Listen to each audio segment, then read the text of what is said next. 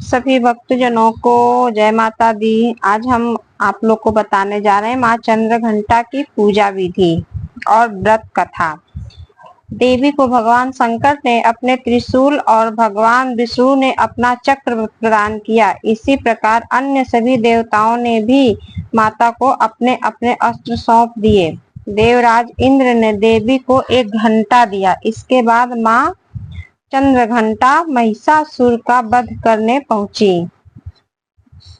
और आप लोगों को नवरात्रि के तीसरे दिन पूजा के समय जो व्रत कथा होती है आप लोग को मैं सुनाने जा रही हूँ। नवरात्रि के तीसरे दिन होती है माँ चंद्रघंटा की पूजा और मिलता है उनका आशीर्वाद। धार्मिक मत है कि नवरात्रि के तीसरे दिन श्रद्धा भाव से माँ चंद्रघंटा की उपासना करने से साधक की सभी मनोकामनाएं यथाशीघ्र पूर्ण होती है। साथ ही घर में सुख समृद्धि और खुशहाली आती है। अगर आप भी माँ चंद्रघंटा की कृपा के भागी बनना चाहते हैं तो विधि पूर्वक माँ की पूजा उपासना करें। साथ ही पूजा के समय व्रत कथा का पाठ अवश्य करें।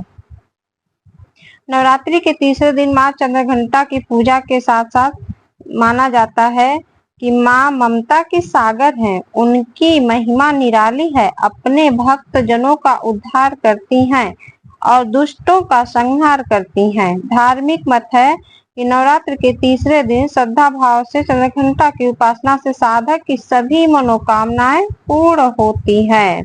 आइए हम व्रत कथा की शुरुआत करते हैं।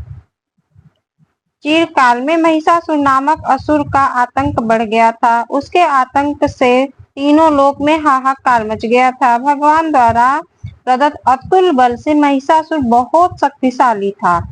वह शक्ति का दुरुपयोग कर स्वर्ग पर अपना आधिपत्य जमाना चाह रहा था। इस प्रयास में वह लगभग सफल भी हो गया था। उस समय स्वर्ग के देवता भयभीत हो उठे। स्वयं स्वर्ग नरेश इंद्र भी चिंतित हो उठे। महिषासुर स्वर्ग का सिंहासन पाना चाहता था।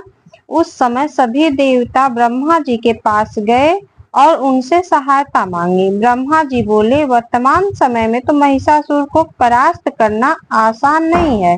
इसके लिए हम सभी को महादेव की शरण में जाना पड़ेगा।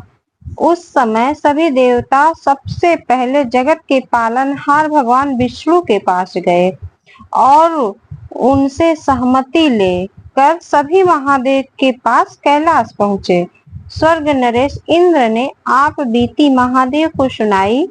स्वर्ग नरेश इंद्र की बात सुन महादेव क्रोधित होकर बोले, महिषासुर अपने बल का गलत तरीके से प्रयोग कर रहा है। इसके लिए उसे अवश्य दंड मिलेगा। उस समय भगवान विष्णु और ब्रह्मा जी भी क्रोधित हो उठे और उनके क्रोध से एक तेज प्रकट हुई। यह तेज यानी ऊर्जा उनके मुख से प्रकट हुई। इसी ऊर्जा से एक देवी प्रकट हुई। उस समय भगवान शिव ने देवी माँ को अपना त्रिशूल दिया। भगवान विष्णु ने अपना सुदर्शन चक्र दिया और स्वर्ग नरेश इंद्र ने घंटा प्रदान किया। इस प्रकार सभी देवताओं ने देवी माँ को अपने अस्त्र दिए।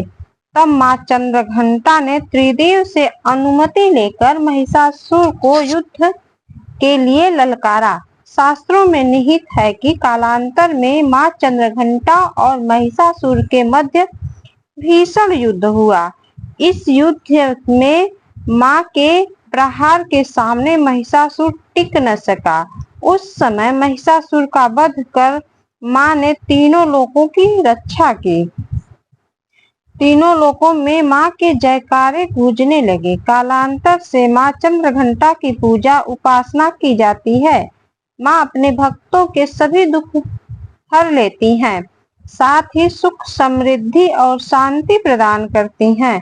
अतः साधक श्रद्धा भाव से नवरात्रि के तीसरे दिन माँ चंद्रघंटा की उपासना करते हैं तो उन्हें